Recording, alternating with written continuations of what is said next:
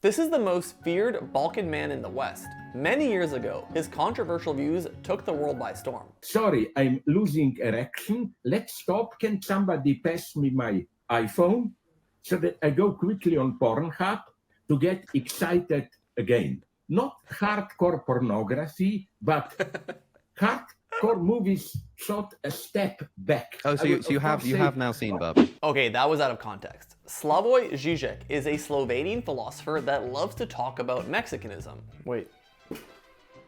No, sorry, Marxism. He loves to talk about Marxism. That's it. Did I really buy a poncho for that joke? Yes. He loves to talk about Marxism, other ideological theories, and deep dive into the meaning of Hollywood films. Zizek speaks 5 languages, has over 50 publications, and has made several movies. He's been dubbed by many mainstream sources as the most feared and controversial ideologue in the English-speaking world. So with the help of my friend Bilal, we're going down the Zizek rabbit hole to find out what all the fuss is about.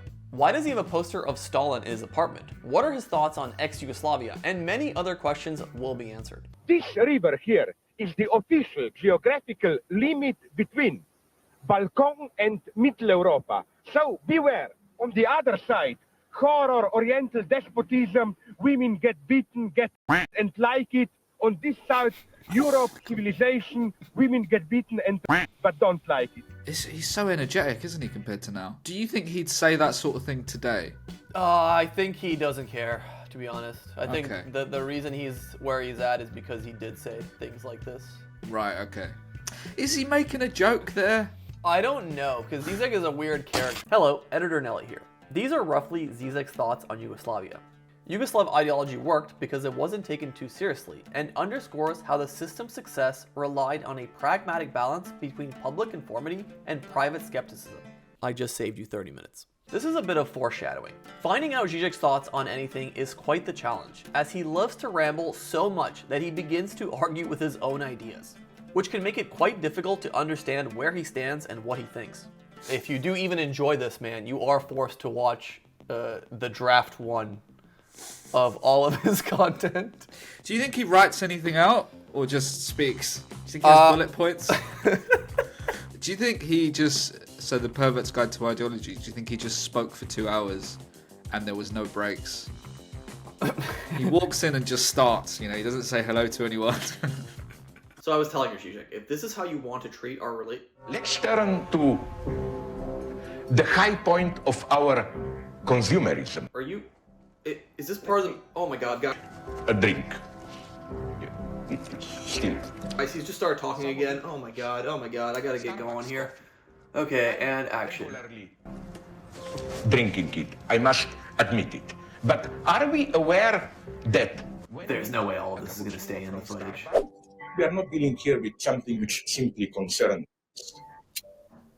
the fragile psychology of a distorted person, what Travis in Taxi Driver is. It has something to do with... I feel like that could have been edited. I mean, you've been in movies, you've seen that could probably be like half the time that it was, right? And this is the trailer. But what do? Do you speed him up? You get a guy with a gun to stand behind him. Within ideology. The thing that I will say, he is funny. He has a sense of humor. Like, to put a random janitor, like, cleaning up in the background is a pretty funny comical move. It looks good, to be fair. Wow, the editing. That's where the budget went to, right there. That's just that same thing. 95% of the budget. It's quite annoying. It just makes it slightly harder to read. To death, but you will never get rid of me. All the eyes in the world cannot kill a true idea.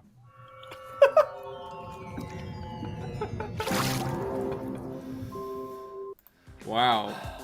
That was beautiful. Why didn't that become a meme? It looks a lot more exciting than it is as a film, from what I remember.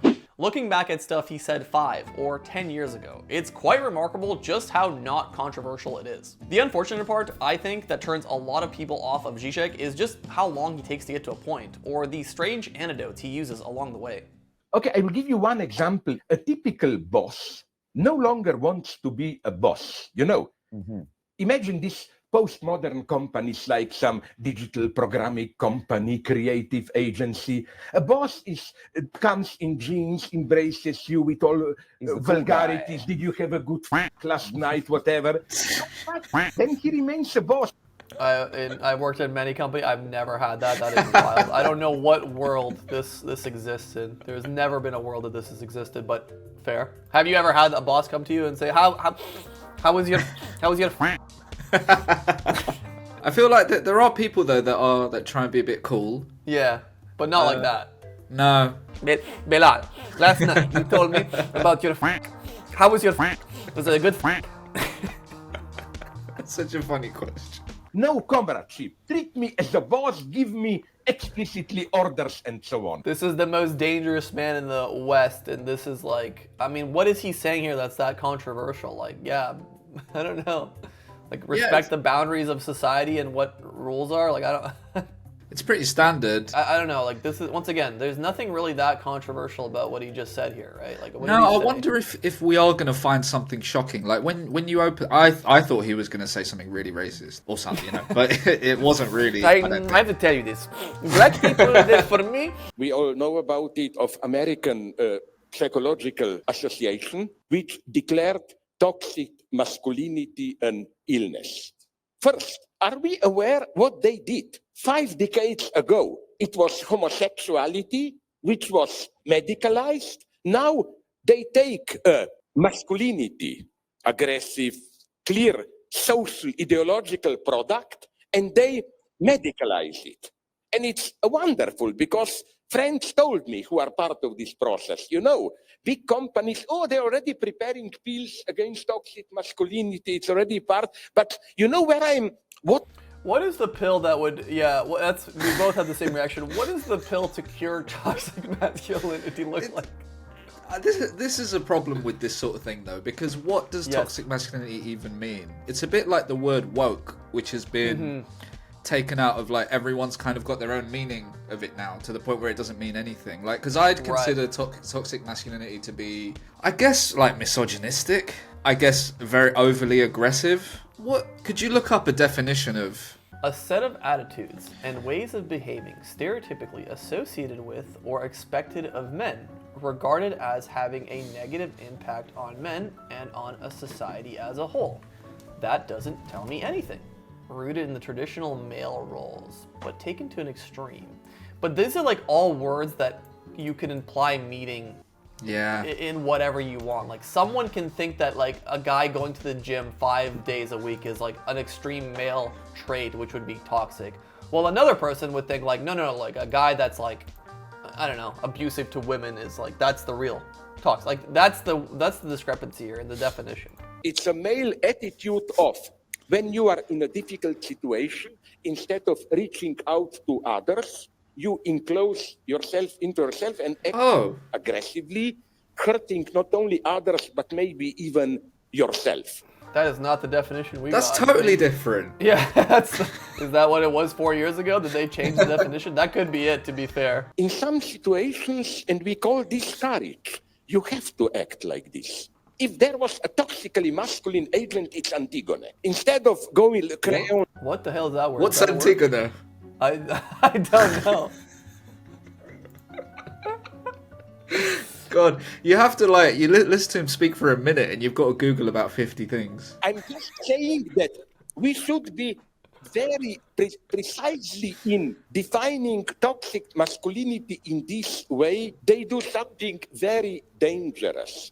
They propose a certain, much more conformist logic of don't act too radically, share it with others. Once again, like, if you give him a little bit of time and favorable edits, he's not saying anything that's crazy here. Like, no, so is he just saying we have to define it? That's what I'm getting from it as well. Okay. Are you crazy? How can you support Ukraine? You support NATO, you support Western imperialism and so on. Well, this is a very strange thing. You can, I go into it with my Too Late to Awaken book. You know, I tell them, first, I passively speak Russian. And my brains are not washed by Western propaganda about Ukraine. Sorry, I'm listening to Russian media all the time. Murmur of the Heart, it's one of those nice, gentle French movies where you have incest, which is portrayed as a nice secret between mother and son. I like this.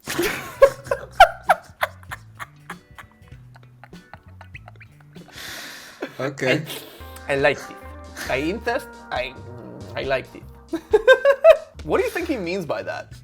Let's do a Zizek 180 here. Let's try to analyze what he means by he likes that. Maybe he likes all the sort of Freudian stuff. Does he? Does he like Freud? He does. I think he does. I think he likes a lot of those older philosophers, whatever. Maybe that's what he means. Maybe he thinks that's like a secret desire that everyone has. You know, I hate That's a generous look at it. Okay. You just think he made him horny.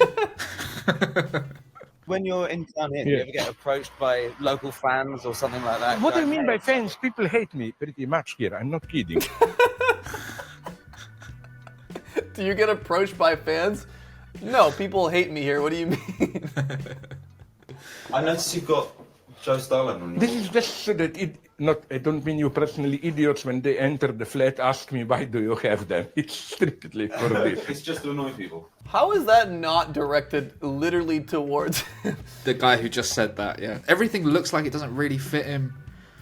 He could trim his beard. Would you be alarmed if I told you that's like a Balkan man that this grows in a day? Like he shaved this morning and this is the evening. Right, okay, fair enough. Oh, it's like This a grew curse. this morning. I shaved at 8 a.m. This is 12 p.m. now. Look at this. You were clean shaven when we started this.